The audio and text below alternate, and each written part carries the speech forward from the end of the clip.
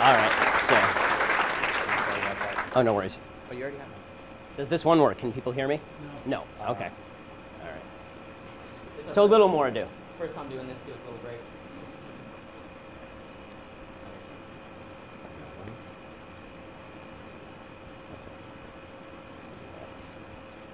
All right.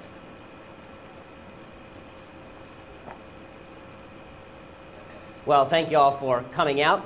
Really appreciate it. We want to thank the Mizzou College Republicans for showing an enormous amount of backbone and fortitude, putting this together on such short notice and doing the hard work of making people aware of the event. Yeah, we have a round of applause for them for sure.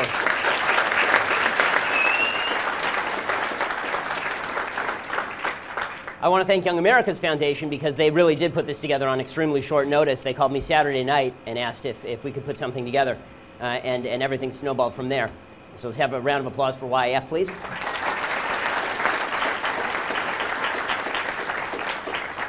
And I want to thank the police who've done an incredible job making sure that everything stays safe. Even the left should thank the police, even if you're too busy calling them racist murderers without evidence.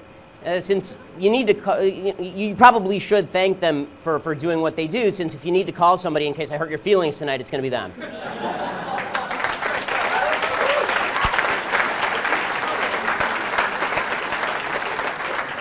You precious little snowflakes, you. Okay, I want to start by telling you a story. It's not from this campus, it's from another campus, Vanderbilt University in Tennessee. Just a couple of days ago, on Monday, 200 students decided that they'd had it with the administration. They decided they were going to protest the administration. They were upset about the microaggressions of the administration. They didn't cite any particular incidents. They couldn't explain what the administration had done that was dramatically wrong. So they went and they protested. They demanded diversity classes and a more diverse university, you know, all the usual list of demands that have more to do with racism of skin color than they do with actual diversity of thought. Well, the next day after all this happened, a bag of poop showed up at the front door of the Bishop Joseph Johnson Black Cultural Center. And the end of the world ensued, as it's likely to do these days. And the student activist group rushed to Facebook, and they announced what they called the Vile Act.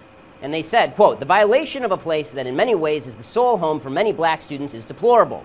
As many of us sit in grief, recognize that these types of actions are what we speak of when we note the reality of exclusion and isolation of students of color, and specifically black students, on our campus." The police investigated. They didn't end up finding it. They didn't end up prosecuting anyone. So clear instance of systemic racism, right? Well, not so much. Turns out the bag of dog doo was put there by a blind girl. The blind girl had been walking her dog. She picked up dog doo in the bag, and she couldn't locate the nearest trash can. So she did what she had been instructed to do, which is you leave it outside of a building so that the next civilized person who walks out takes it and throws it in the garbage. So pretty quickly, this happened just this week. Pretty quickly, the student group had to come out with an apology. They ended up deleting the post and apologizing. And then, this is just the best part because the left never sleeps, they issued a statement about how the needs of students with disabilities on the campus were also marginalized. It's too wonderful. The victimology of the left just never ends. It starts and it never stops. So, let's talk about some of the elements of this victimology here, this victim mentality that now dominates America's college campuses and the American left more broadly, because campuses are the tip of the spear when it comes to the American left. Let's get a couple of preliminaries out of the way. First of all, yes, racism exists. There are individual racists, and they do racist things. Second thing, okay, systemic racism exists when you can show either laws or regulations discriminating against people, or when you can show that there are racists using an organization in order to systemically discriminate against people. If you can't show any of this, then you're just full of shit. If you can't show systemic racism at Mizzou, you instead rely on stupid garbage like white privilege and microaggressions to help you create a safe space. Grow up, gang. You're not doing yourselves, the school, or the country any good at all with this sort of nonsense. You're making actual racism and aggression more common, and I'll explain why. So first of all, let's start with the notion of white privilege, which has become this buzzword that you hear all the time now. White privilege is responsible for everything up to and including the Kardashians. It's responsible for everything, white privilege. White privilege is a way to silence anybody who is not of color. That's what white privilege is. It is just a leftist bullshit term that means shut up because you are not a member of a minority group, a privileged minority group in the leftist space. It's reverse racism of the highest order. You're basically saying to white people who aren't racist, and you can't find any proof of their racism, that they must be racist because they're white. That is called racism. if you are accusing somebody of something simply because of the color of their skin without any evidence, that's called racism, gang.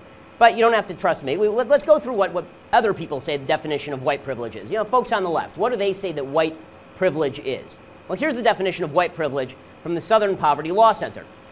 There's a book that I'm sure was just a massive bestseller in its day called White Anti-Racist Activism, A Personal Roadmap.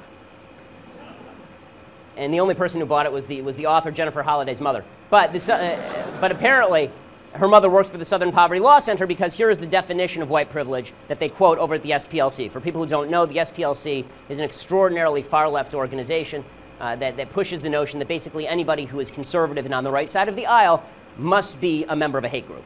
So here is their definition of white privilege. Quote, white skin privilege is not something that white people necessarily do, create, or enjoy on purpose. Unlike the more overt individual and institutional manifestations of racism, white skin privilege is a transparent preference for whiteness that saturates our society.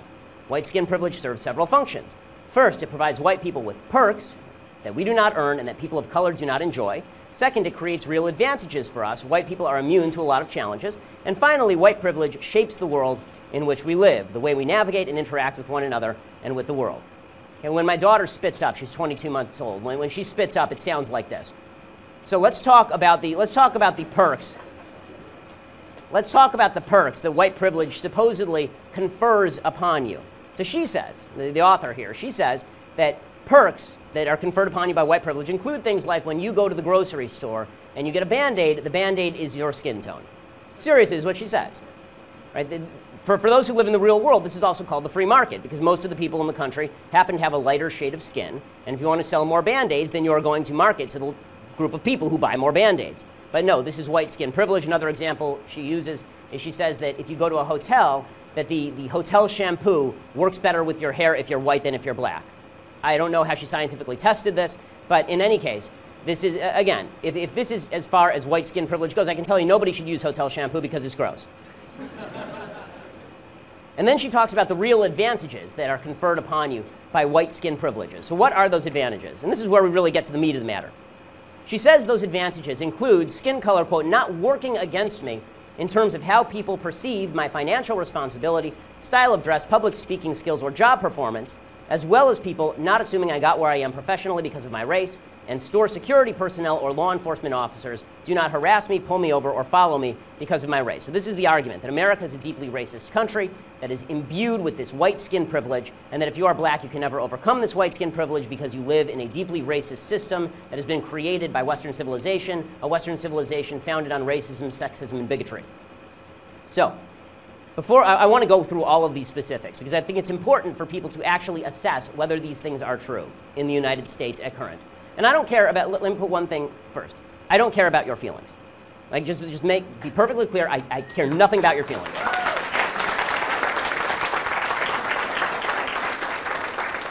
I don't want to hear about your feelings. I don't want to hear about your subjective emotions. I don't want to hear about your heart cries out to that. I don't care. You're not my wife. You're not my kid. I don't give a damn. Okay, so that being the case, let's actually talk about what is provable and what is not provable, and what accusations have been leveraged and which ones are actually supportable. Okay, first of all, statistical disparity does not necessarily mean discrimination. This is the first thing you need to know. Okay, anybody who's ever been in a statistics class knows that this is true. Right, if they still teach statistics and it's not too much of a microaggression. So statistical disparity does not always mean discrimination. Right, the vast majority of people who play in the NBA are black. Very few of them are 5'9" Jews. Right? That is not because there is some sort of anti-Semitic conspiracy to keep 5'9" Jews out of the National Basketball Association.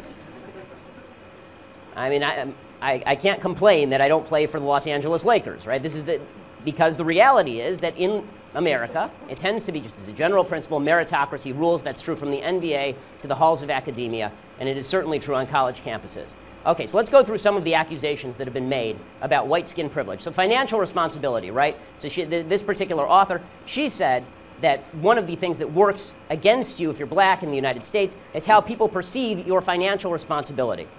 Okay, first thing to say here, capitalism is colorblind. The only color that capitalism cares about is green. Okay, capitalism seriously doesn't care about your color, it doesn't care about your race, it doesn't care about your sexuality.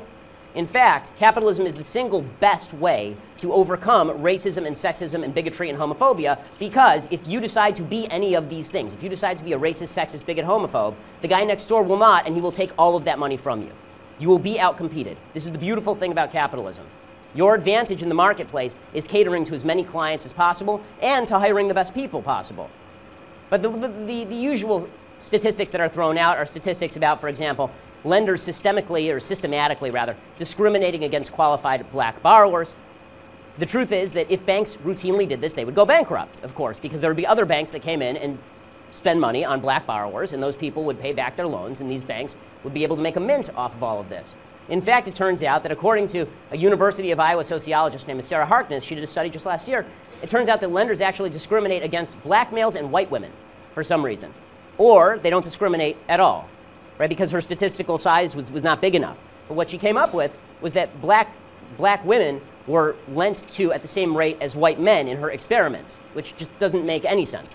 So you have to start thinking, is this something that we ought to take seriously or something that we ought to take with a grain of salt? But I will tell you one area in which there was discrimination, and that is the widespread perception that black people were not getting loans led the federal government to create a subprime lending program specifically designated to get people of minority ethnic status into homes they could not afford with bad credit. Okay, if it had all been lending discrimination, you would have assumed that Fannie Mae and Freddie Mac would have been fine. There would have never been a subprime mortgage crisis. In 1995, President Clinton's Housing and Urban Development Department agreed to let Fannie and Freddie get affordable housing credit for buying subprime securities, particularly with regard to low-income borrowers. So white privilege in the United States extends to the fact that if you are not a member of the white privileged class, you have a better shot of getting a subsidized loan from the federal government. And by the way, there are laws on the books in the United States that if you can prove discrimination in lending, you can sue the hell out of these banks. And in fact, banks have had to settle based on historic discrimination. Nothing I'm saying here says discrimination has never existed in America's history. That would be stupid and afactual. But to suggest that it is a continuing factor in American life that is putting people under the boot of the white establishment is just factually nonsense. Okay, style of dress. We talk about white privilege with regard to style of dress. Okay, seriously, this is nonsense. If there is no white privilege with regard to style of dress. Because here's the reality. If you sag your pants and somebody says to you, pull up your pants, and you're a white guy, nobody says a word. If you sag your pants and you're black and somebody says to you, pull up your pants, you will be called a racist. Right? This has actually happened.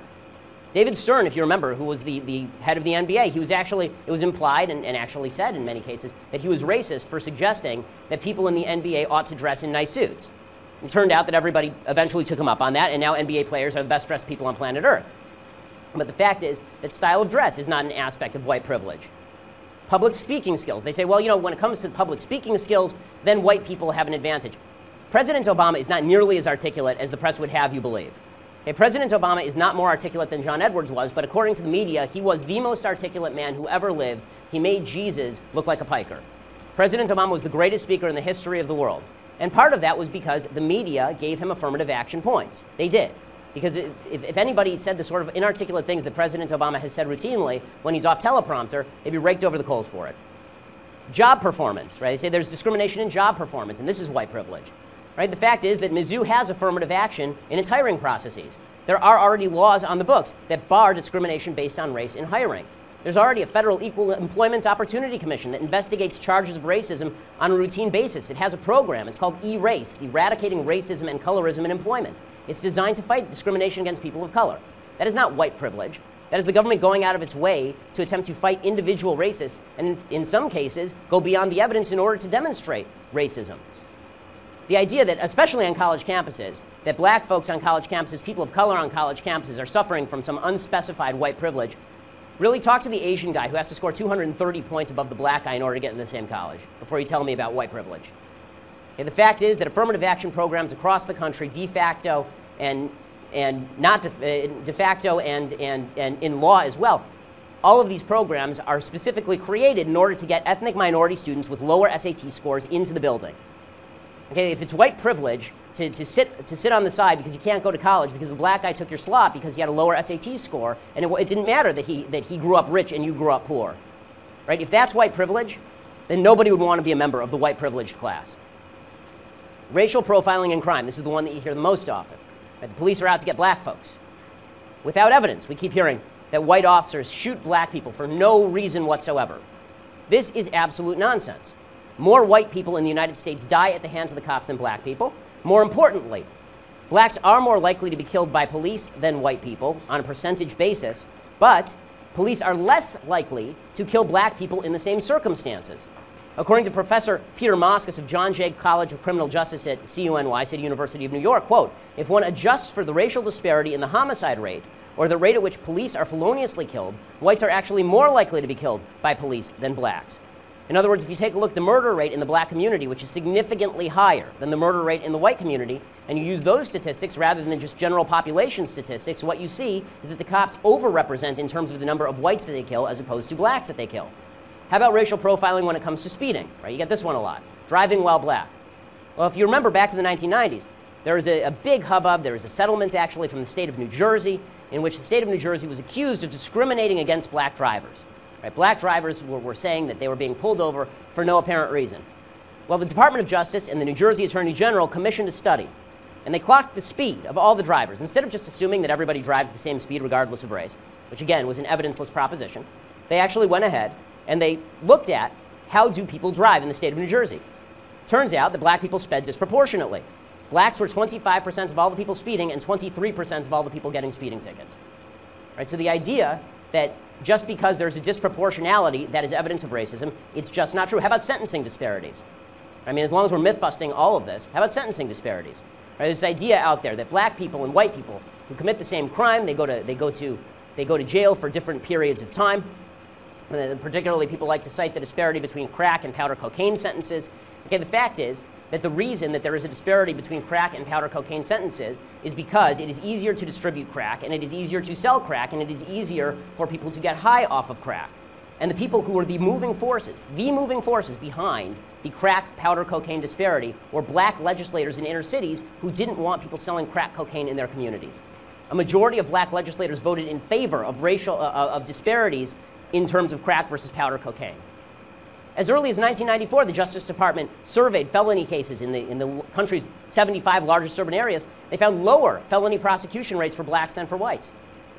Actually, the truth is that one of the biggest problems plaguing black communities right now is under-policing, not over-policing. It's not finding people who kill people and putting them in jail. It's not finding serious criminals and putting them in jail. There's a great book called Ghetto-Side by a very leftist journalist named Jill Levy. She talks specifically about this. She says that one of the things that is necessary if you want a better lifestyle in inner city black communities is more law enforcement. You need people to feel protected. The reason people aren't investing in Ferguson, Missouri has nothing to do with racism and everything to do with the fact they don't want to have their store burned down. If you're worried about the property crime rates in an area, you're not going to invest in that area. You want to build up those areas. You need more cops, not less, so stop bashing the cops. Poverty. And the idea is that blacks in America are more impoverished than whites because of systemic racism.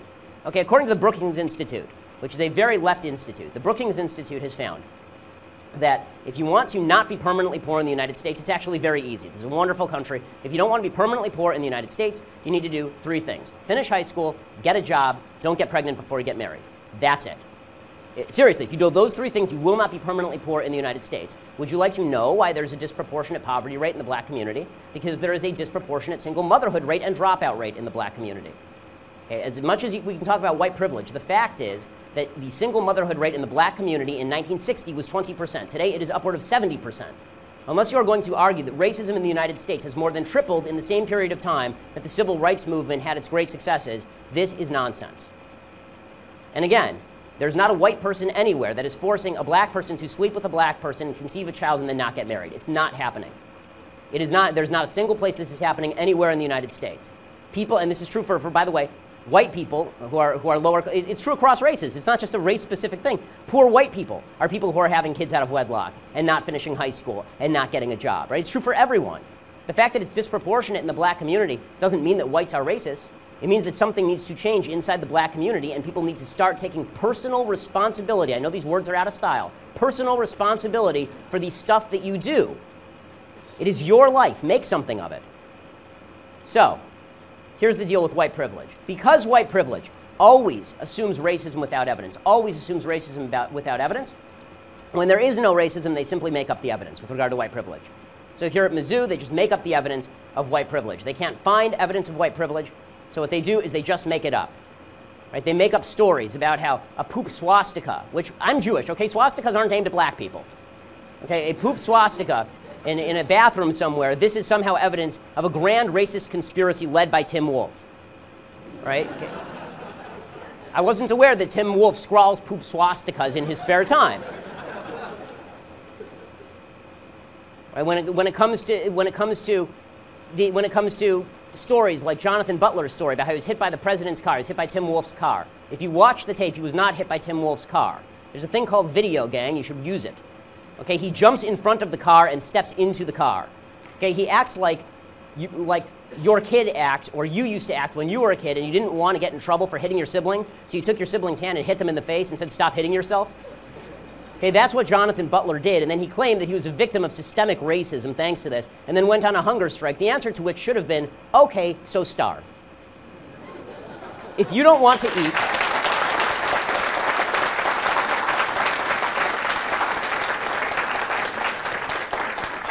it's a free country, gang, and if you don't want to eat, it's your own damn problem.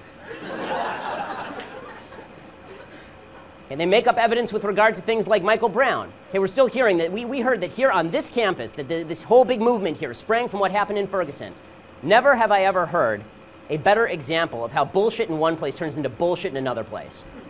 Okay, Michael Brown was a bullshit story from the absolute beginning to the absolute end. Eric Holder's racist Department of Justice found that the shooting of Michael Brown was entirely justified. St. Michael of the gentle giantedness was a thug, he was a criminal, he strong-arm robbed a convenience store, he punched a cop, he tried to grab the cop's gun, the gun went off, he then tried to charge the cop according to the testimony of black witnesses in Ferguson. That is why the grand jury did not go forward. So, but again, if you believe in white privilege and you can't find the evidence, then you just make up the evidence. It's really convenient. This is also true, by the way, with regard to the grand crusade that surrounded St. Trayvon of the Blessed Hoodie. Right? The fact is that Trayvon Martin was sitting on top of George Zimmerman by witness testimony and physical evidence, sitting on top of him, banging his head into the ground, breaking his nose, and then George Zimmerman shot him. Okay, it's all there. It was all there when they did the trial. But it turned into another instance of racist white Hispanic people, because George Zimmerman was actually Hispanic, but he is the first white Hispanic in history, just like Barack Obama is our first white black president because he was half black and half white. George Zimmerman turned into a white Hispanic, the only one that has ever been. He's like he's an endangered species wandering the plains. When you make up your own evidence, and when you don't have the evidence to back what you're saying, then we end up in this bizarre space, this bizarre space where your own subjective truth is what truly matters. Right? What we hear is, well, I may not have the evidence to back it up. I may not have filed a police report. Right? I may not really know that the KKK is wandering around on Mizzou's campus. Right? I may not know it. I don't know, but I feel it deep in my bones. I feel like they're reenacting. Deep in my bones, they're truly and absolutely reenacting Birth of a Nation out there on the quad. That's what they're doing. And it doesn't have to be the truth. It just has to be my truth. It's just my truth. Okay, folks, there's another name for your truth, and it's bullshit. Okay? The fact is that there is something called truth, and there is something called not truth. Okay? There is no such thing as your truth. If it is your truth and you have no evidence to back it up, it is not the truth, it is your feelings. And as I already said, going back 10 minutes, I don't care about your feelings. Your feelings are unimportant. To mature people, the subjective feelings of others are only important if you're married to them. Okay, facts don't care about your feelings.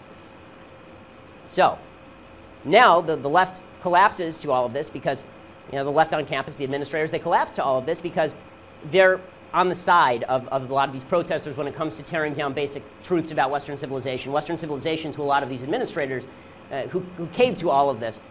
There's only two explanations. One is that they're cowards, and the other is that they're on the side of the people who are protesting. Cowardice is definitely a plausible explanation for a lot of these folks because they're not used to being assaulted this way on a rhetorical level. But there is also a good argument to be made that a lot of these college administrators are people who side with this leftist agenda, this world-changing agenda. These were all the people who protested in the 60s and took over the buildings, and now their grandchildren are eating them. And so they're siding with the protesters because they feel like they're part of the movement because every revolution ends up eating the fathers of the revolution. And so this is just the next logical step in the evolution. And the foundations of the country, are bad, and they agree Western civilization is a net bad, and because Western civilization is a net bad, anything that tears down basic principles, including free speech, including innocence until proven guilty, until basic standards of evidence and fact, including objective truth. All of these things must be torn down. And if the students are willing to do it, then we're willing to help. Which brings us to the second thing I want to talk about tonight, and that is microaggressions. So when all of your myths about white privilege fall apart, when it turns out the evidence isn't on your side, what do? You get sad, right?